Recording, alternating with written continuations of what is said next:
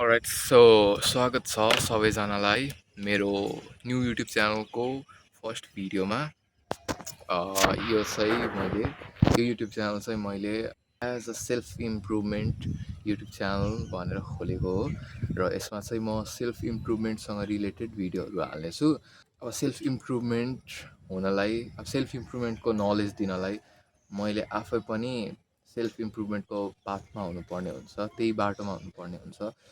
So मैले चाहिँ 75 hard days challenge सुरु गर्ने एउटा डिसिजन बनाएको छु र त्यसमा चाहिँ सर्टेन रुल्स मैले फलो गर्नुपर्ने हुन्छ विच आर दिज। र यी रुलहरूलाई चाहिँ मैले 75 डेजसम्मै फलो गर्नुपर्ने हुन्छ।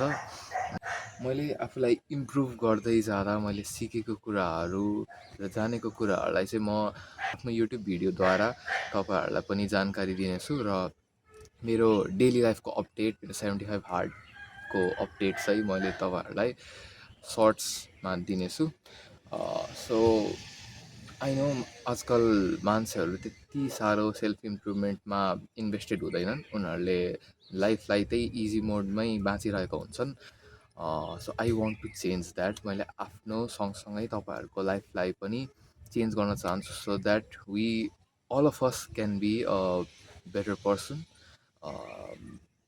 सो या मसँग चाहिँ अपडेटेड रहनलाई मेरो युट्युब च्यानललाई सब्सक्राइब गरिदिनु होला, बेल आइकनलाई पनि अलमा सेट गरेर यो भिडियोलाई जति सक्दो आफ्ना साथीभाइहरू या जसलाई तपाईँहरूले चाहिँ यो सेल्फ इम्प्रुभमेन्टको पाथमा ल्याउन चाहनुहुन्छ उनीहरूलाई सेयर गरिदिनु होला।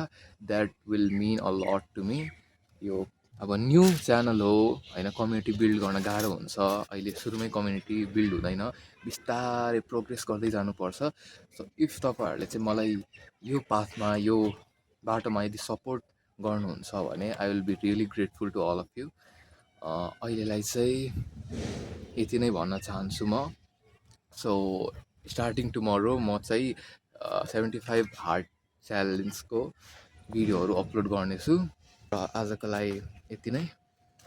See you guys tomorrow and yeah, thank you for watching. Bye bye.